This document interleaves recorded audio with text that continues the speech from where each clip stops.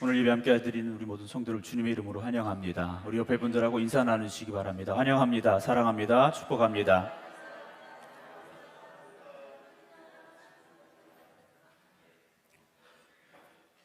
오늘 예배 함께한 우리 모든 성도 여러분들에게 하나님의 큰 은혜만 더하시길 주님의 이름으로 축원합니다.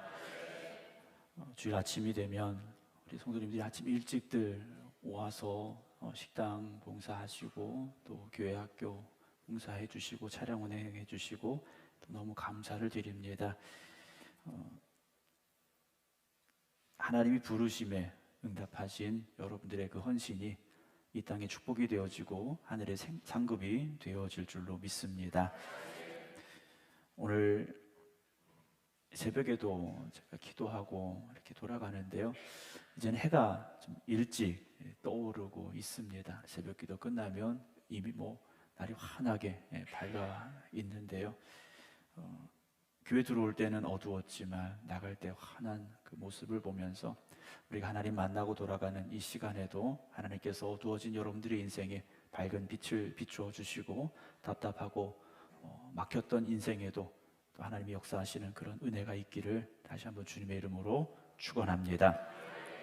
하나님은 여러분들에게 관심이 많으세요. 아멘. 하나님은 여러분들에게 관심이 많으십니다. 우리가 하나님에 대해서 관심을 갖고 있는 것보다 하나님은 우리에게 더 관심이 많으세요. 그래서 항상 우리를 지켜보고 계시고 우리에게 말씀해 주시고 그리고 우리를 부르십니다.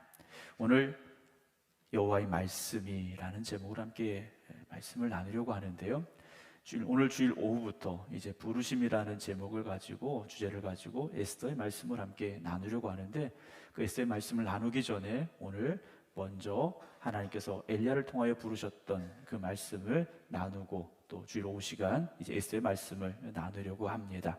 우리가 살다 보면 하나님이 안 계시는 것처럼 느껴질 때가 있습니다.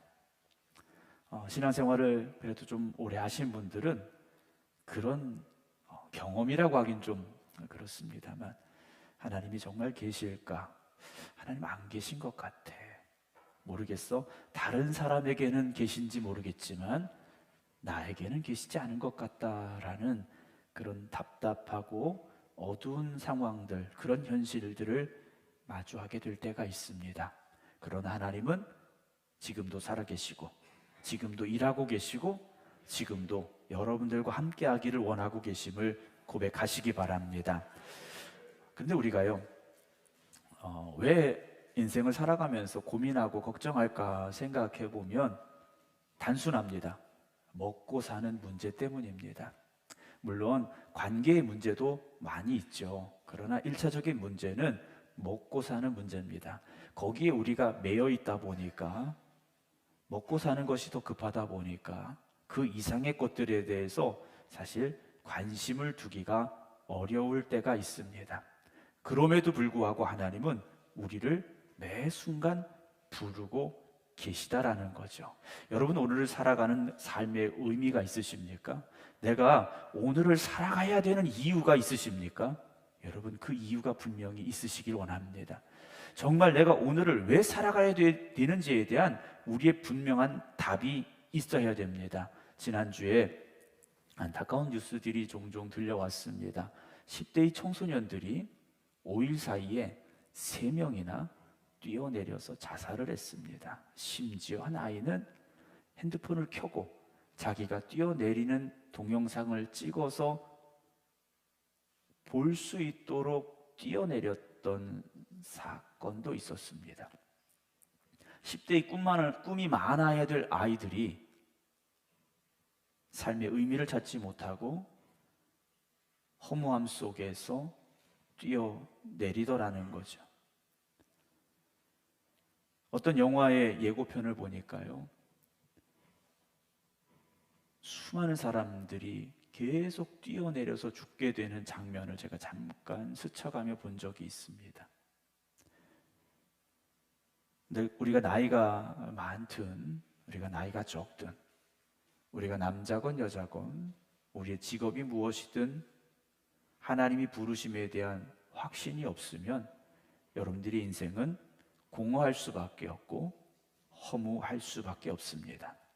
아까 우리가 찬양 때 하나님 앞에 찬양으로 영광 올려드렸습니다만, 내가 부른 이 찬양이 하나님이 기뻐 받으시는 찬양이라는 고백이 없다면 이 찬양은 공허한 찬양이 될 수밖에 없습니다. 물론 인생이 힘들죠. 인생이라는 건 참 힘듭니다. 저도 이렇게 한 해 한 해 살아가다 보면 인생이 힘들구나라는 것을 목사인 저도 느낍니다. 여러분, 무엇을 해도 힘든 게 인생입니다. 인생 왜 이렇게 힘들어? 여러분, 힘든 게 정상입니다. 여러분 옆에 분들하고 이야기해 보시죠. 정상입니다. 이렇게 하십시오. 네. 여러분, 힘든 게 지금 문제가 있는 게 아니에요. 힘든 게 나에게 문제가 있어서도 아니고 내 삶이 뭐가 잘못돼서도 아니에요. 힘든 게 정상이라는 겁니다.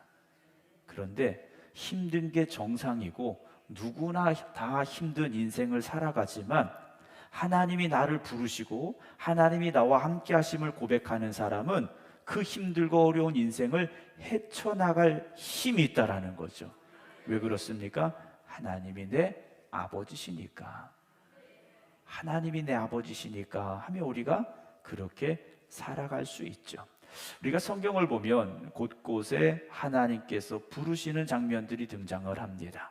창세기 6장 13절, 여호와께서 노아에게 이르시되, 그래서 하나님께서 노아에게 말씀하셨어요. 노아를 부르신 겁니다. 모든 혈육 있는 자의 포악함이 땅에 가득함으로 그 끝날이 내 앞에 이르렀으니 내가 그들을 땅과 함께 멸하리라.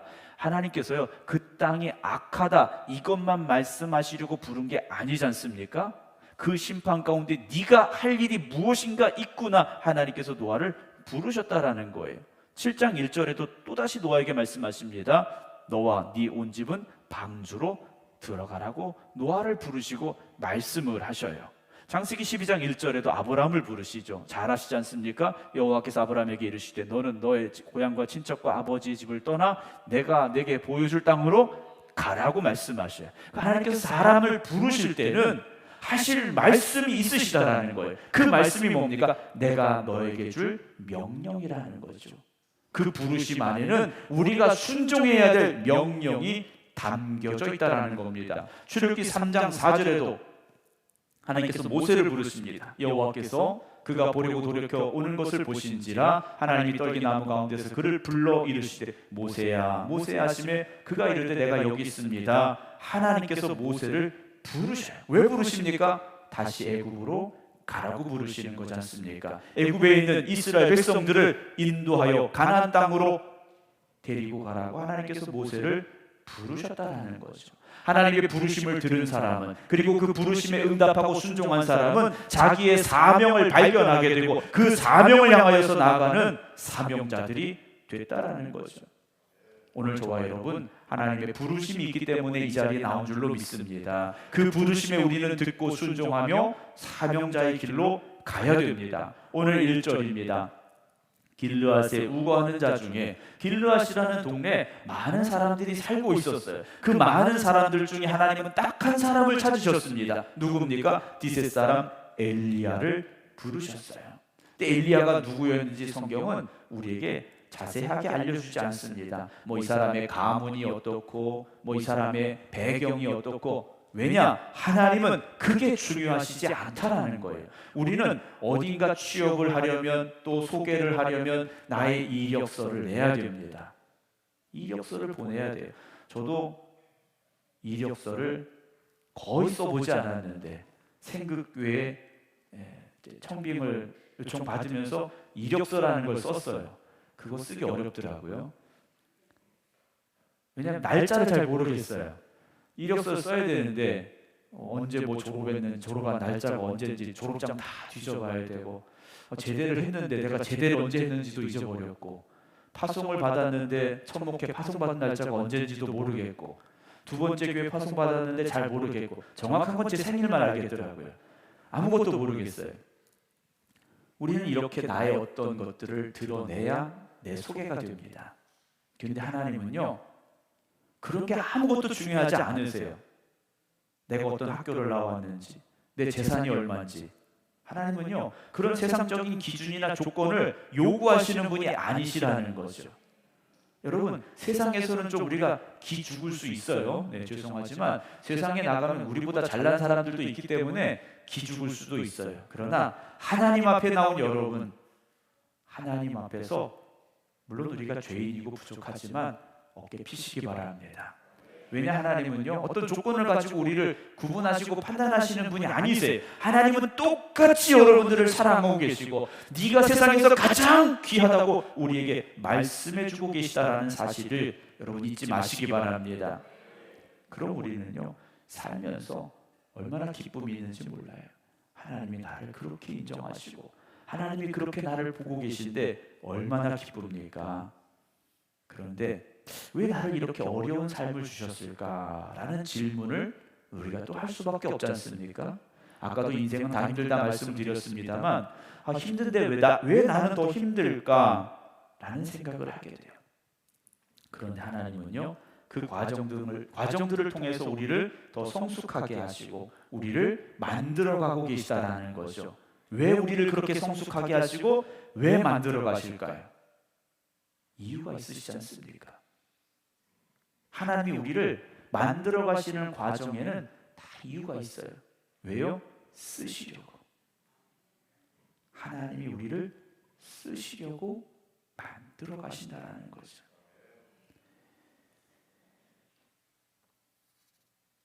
쇳덩이를 깎아서 어떤 부속을 만듭니다. 부품 만들어내요.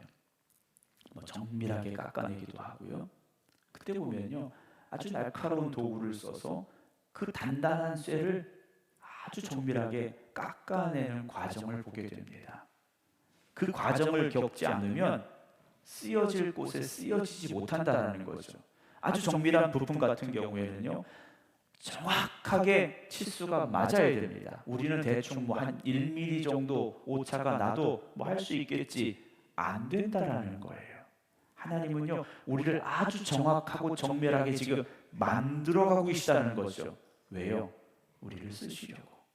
에스더를 통해서 우리가 보게 됩니다만, 이 때를 위해서, 하나님이 쓰실 그 때를 위해서 우리를 지금도 만들어가고 계시다라는 거죠. 그걸 깨닫게 되면 범사에 감사할 수밖에 없습니다.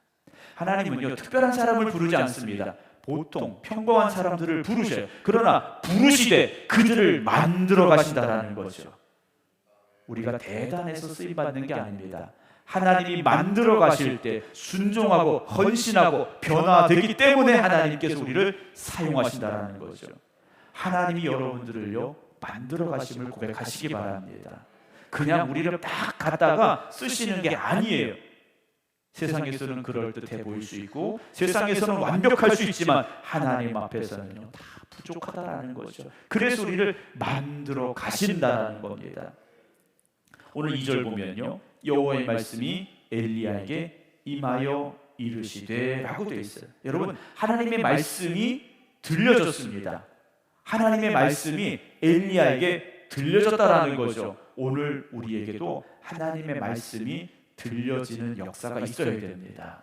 신앙생활은요, 들음에서부터 시작이 됩니다. 왜냐? 들음으로 말미암아 우리의 믿음이 성장해 나가기 때문이라는 것인데, 언젠가 제가 그런 말씀을 드렸어요. 말씀은 머리에 쌓이는 게 아니라 가슴에 꽂히는 것이라는 말씀을 들었어요. 여러분, 하나님의 말씀은 머리에 쌓아두지 마십시오. 쌓아두기는 조금 해야 되겠죠? 네. 아예 그냥 잊으시란 말씀은 아니에요. 말씀을 머리에 쌓아두려고 노력하지 마시고 가슴에 꽂히는 말씀으로 들으시기 바랍니다. 내 가슴에 말씀이 꽂히지 않으면요, 그 말씀이 나를 변화시키지 못합니다.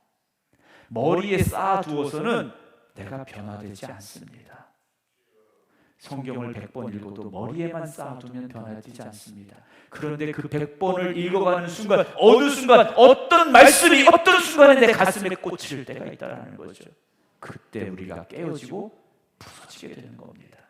그리고 하나님의 말씀에 반응하기 시작한다는 거죠. 제가 안성에 아는 의사 선생님이 계세요. 제가 아는 권사님 아드님인데, 약을 타러 한 달에 한 번씩 갑니다. 가면 원장님이 목사님 오셨다고 꼭 주사를 한 대씩 맞고 가라고 그래요. 제가 주사 맞는 거 정말 싫어하거든요. 겁이 많아서 주사 맞는 거 싫어하는데 꼭 주사를 맞고 가라고 그러셔요. 근데 주사를 맞으면 바늘을 꽂아야 되지 않습니까? 바늘을 꽂는데 지난번에 한 이제 간호사분이 와서 바늘을 꽂는데 3번을 꽂았는데 실패를 했습니다. 그냥 꽂았다 빼는 게 아니잖아요. 꽂고 혈관을 찾으려고 이걸 움직이고 찍고 들어가는데 너무 아픈 거예요. 그런데 찌르면요 아프다라는 반응이 옵니다. 아프다는 반응이 와요. 근데 시체는요 아무리 찔러도 반응이 없습니다. 여러분 말씀을 들을 때 찔림이 있으면 내가 살아있구나 생각하세요. 목사님 오늘 또 왜 그런 설교를 해가지고 이러지 마시고요. 말씀에 찔림이 있으면 내가 아직 살아있구나. 하나님 감사합니다. 고백하시기 바랍니다. 하나님의 말씀에 찔림이 있으면 여러분 영이 살아날 수 있습니다. 영이 살아난 사람은요 그 말씀을 들음으로 인해서 살아날 수 있습니다. 내가 살아나면 가정이 살고요. 내가 살아나면 교회가 살아나는 겁니다. 제가 아무리 설교를 1시간, 2시간, 3시간 해도요 그 말씀이 여러분들의 가슴에 꽂히지 않으면 아무것도 아닙니다.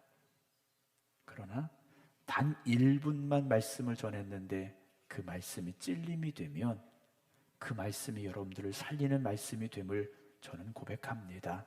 하나님의 말씀은 지금도 넘쳐나고 있습니다. 오죽하면 말씀의 홍수 시대에 살고 있다라고 우리가 이야기를 합니까? 이 시간에 각 교회에서 말씀이 선포되어지고 온라인상에서도 이미 수많은 설교들이 존재하고 있다라는 거죠. 여러분들이 마음만 먹으면 핸드폰 켜고 얼마든지 많은 설교를 들을 수 있습니다. 아주 유명한 목사님으로부터 전혀 알지 못했던 목사님들까지 우리가 수많은 말씀들을 듣고 있다라는 거죠. 자, 오늘 말씀을 봅니다.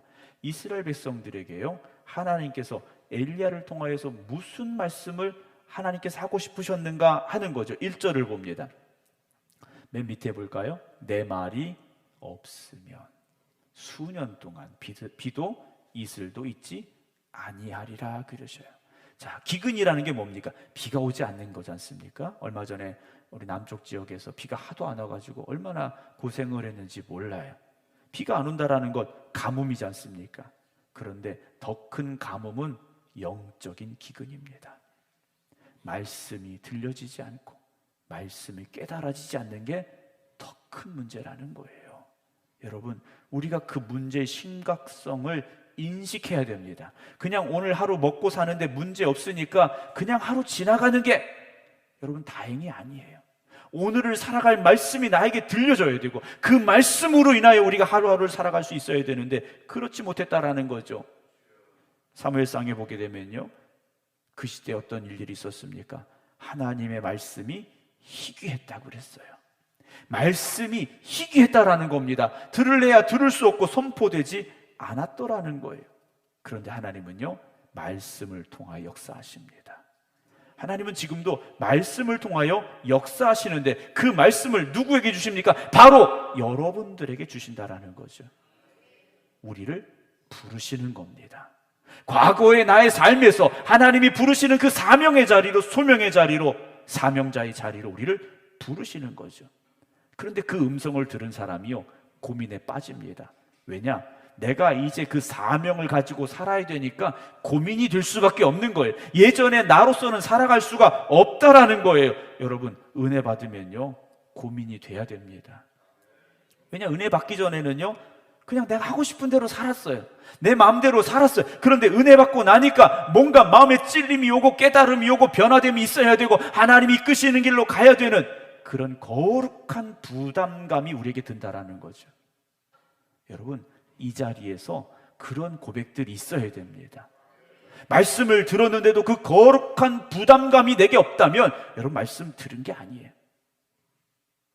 여러분 편안히 신앙생활하고 싶으십니까? 건성건성 예배 드리시기 바랍니다. 편안하게 살고 싶으세요? 성경책 펴지 마시기 바랍니다. 편안하게 신앙생활하고 싶으세요? 절대 기도하지 마시기 바랍니다. 그러면 편하게 신앙생활할 수 있어요. 그런데 우리는 어떻습니까? 하나님이 기뻐 받으시는 예배를 드려야 되고 말씀을 펴서 읽어야 되고요. 엎드려 부르짖어 기도해야 되지 않습니까? 왜 그렇습니까? 하나님의 음성을 들어야 우리가 살기 때문이에요. 그 말씀이 우리의 양식이기 때문이라는 거죠. 광야에서 이스라엘 백성들이 40년 동안 만나를 먹고 살았습니다. 그들이 전혀 듣도 보도 못했던 만나를 먹으며 40년을 살았어요. 그런데 그 만나가 무엇입니까?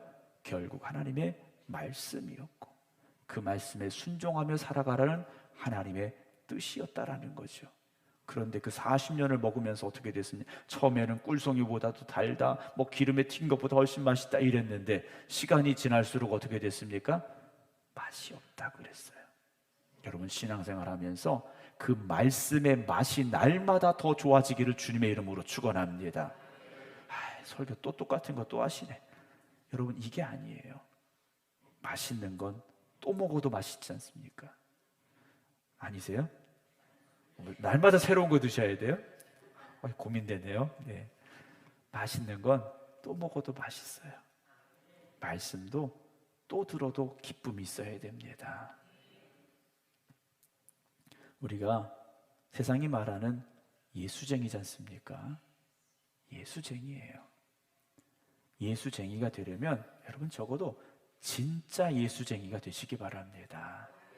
그냥 집에 교패 붙어 있고 주일날 성경책 들고 교회 가고 이게 아니라 정말 우리의 영이 거듭나고 새로워져서 하나님 없이는 살 수 없는, 그리고 하나님이 주신 그 사명으로 살아갈 수 있는 우리가 되기를 주님의 이름으로 축원합니다. 하나님이 우리를 부르셔요. 부르시는데 3절 봅니다. 너는 여기서 떠나 동쪽으로 가서 요단 앞 그리 시냇가에 숨어라 라고 말씀하셔요. 엘리야에게요 사람 많은 데 가서 더 이야기하라고 말씀하지 않으셨어요. 그리 시냇가로 가라 그러셨습니다. 거기서 아무도 모르게 숨어 있어라 그러셨어요.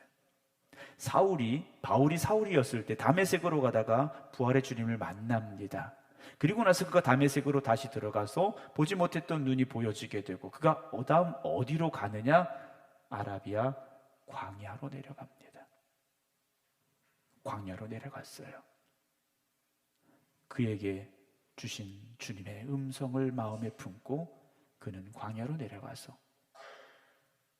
날마다 깨지며 부서지고 거듭나기 시작했습니다. 사랑하는 성도 여러분, 우리는요 세상의 그 화려함 속에 있는 것보다 주님 앞에 홀로 서 있는 시간이 필요함을 기억하시기 바랍니다. 여러분 성공하고 싶으시죠? 다 성공하고 싶어요. 여러분 성공할 수 있느냐 없느냐? 다 성공하실 수 있습니다. 안 믿어지세요? 여러분 다 성공하실 수 있어요. 아멘? 그런데요 진짜 성공은 무엇이냐? 하나님 앞에 바로 서는 게 성공입니다.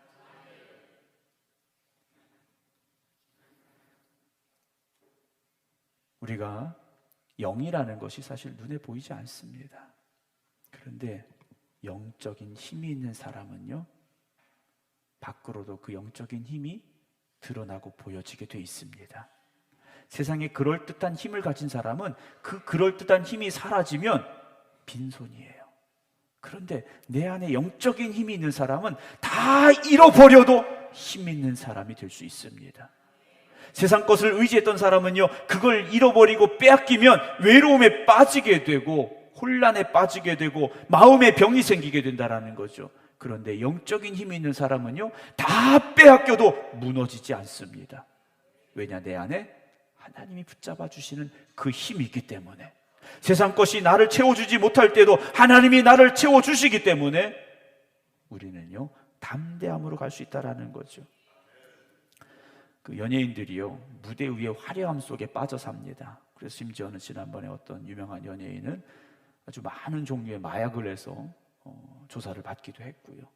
또 간간히 들려오는 연예인들의 그 자살 소식도 우리가 듣게 됩니다.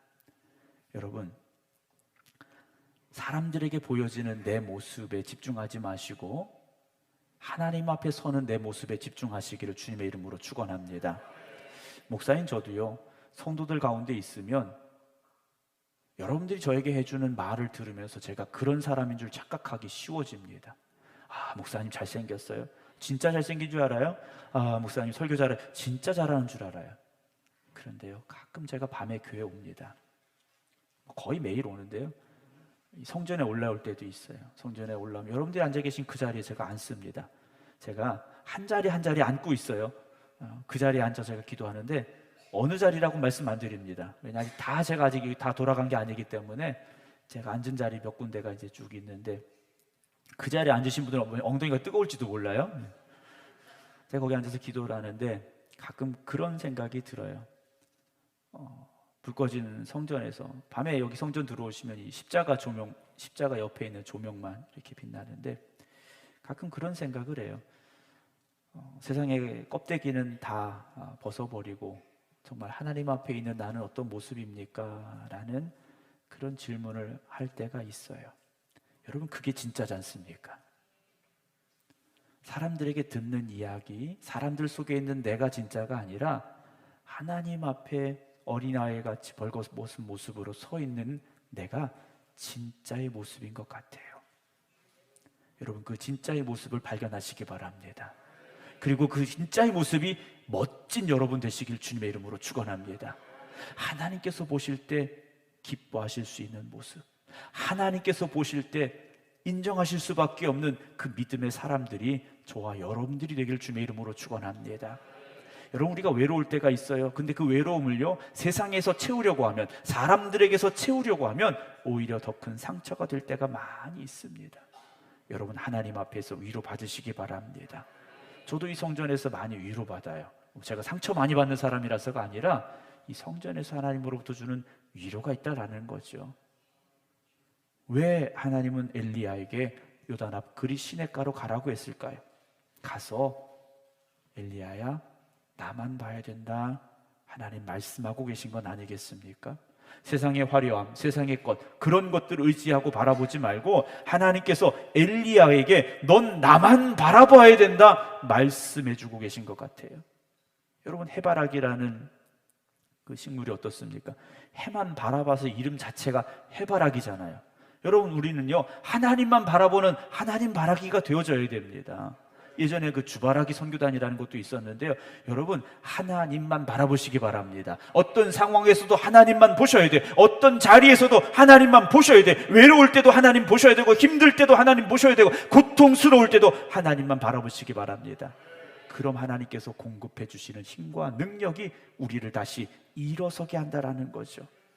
자, 그리 시냇가로 보내셨습니다. 여기서 어떻게 먹고 삽니까? 4절입니다. 그 시냇물 마셔라 그러셨어요. 내가 까마귀들에게 명령하여 거기서 너를 먹이게 하겠다 그러셨어요.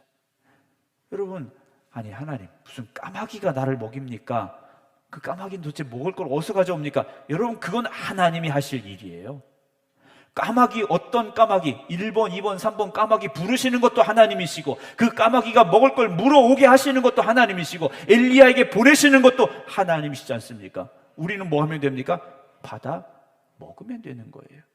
여러분, 인생의 문제를 그렇게 하나님 앞에 맡기시기 바랍니다. 왜 하필 그 시냇가로 보내셨을까요? 이렇게 말씀하지 마시고 하나님이 이끄신다면 그곳에 하나님의 뜻이 있고 하나님의 은혜가 있음을 기억하시기 바랍니다.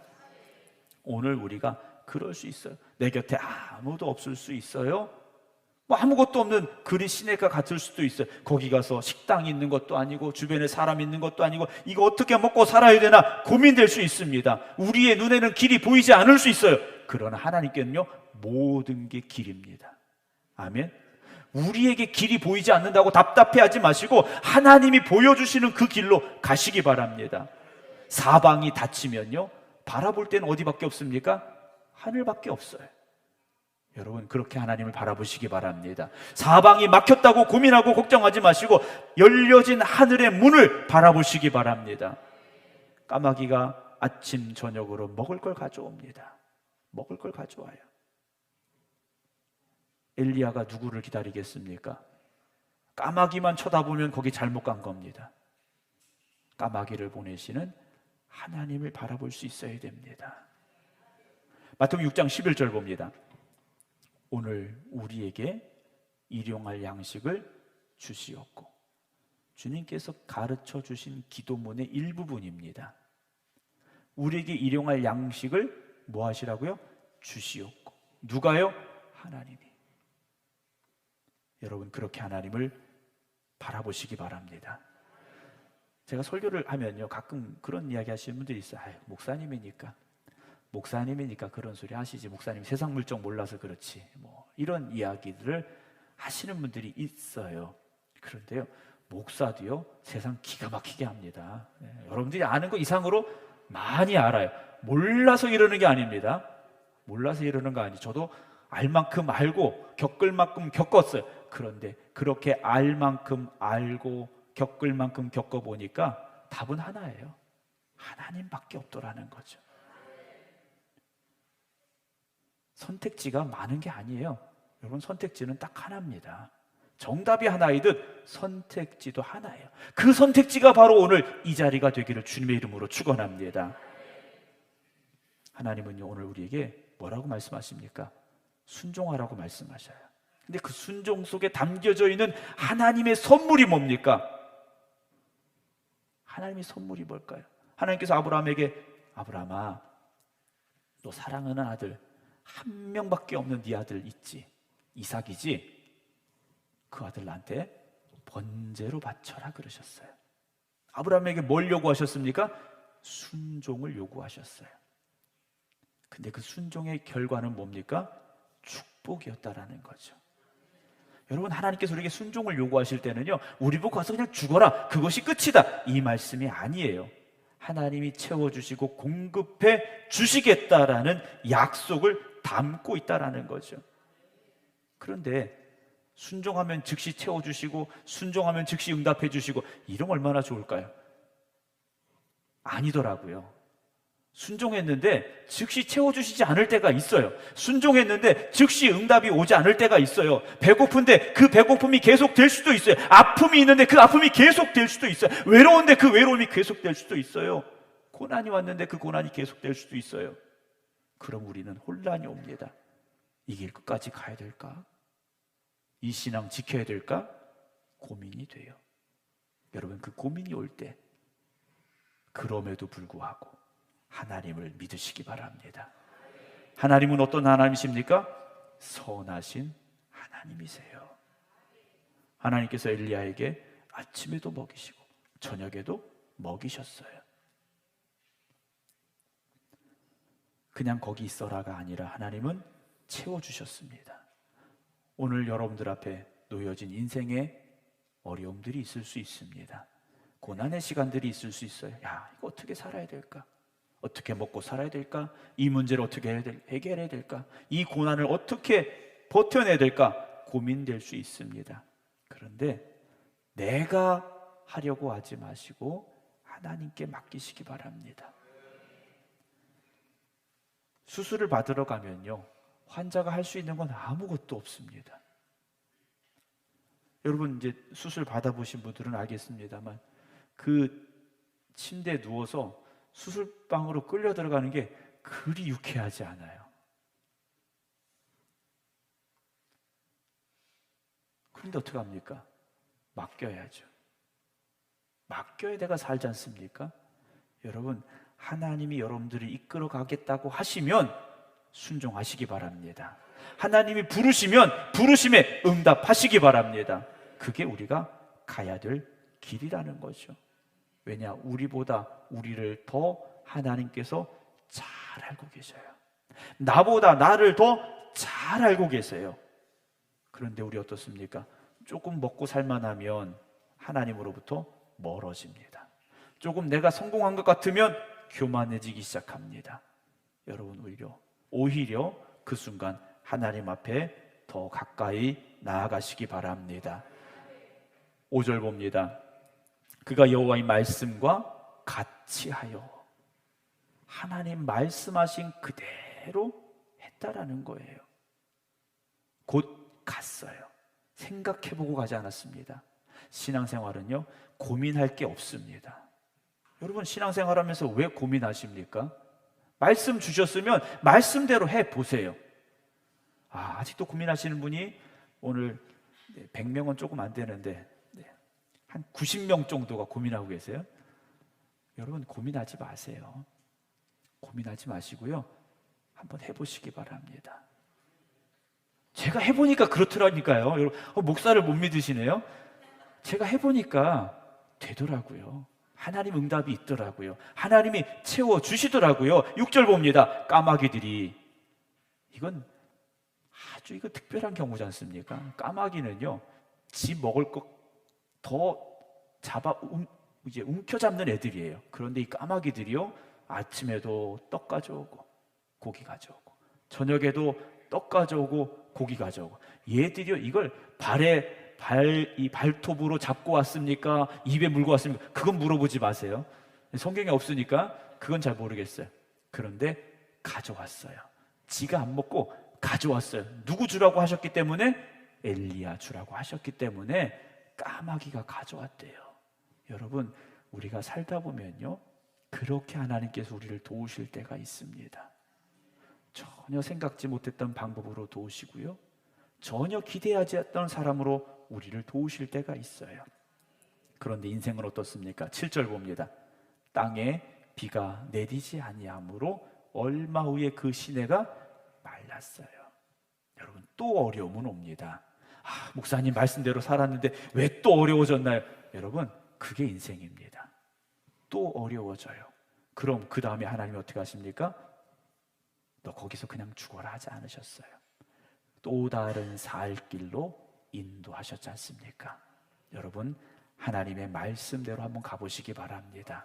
지금 당장 어렵고 지금 당장 힘들지만 여러분, 말씀에 순종하는 사람은요, 하나님께서 책임지십니다. 그 부르심에 응답하는 사람은 하나님께서 역사하십니다. 오늘 저와 여러분들에게 하나님의 말씀이 들려질 때, 그 부르심이 있을 때 말씀에 순종하고 부르심에 응답할 수 있는 그 믿음의 고백이 있기를 주님의 이름으로 축원합니다. 기도하겠습니다.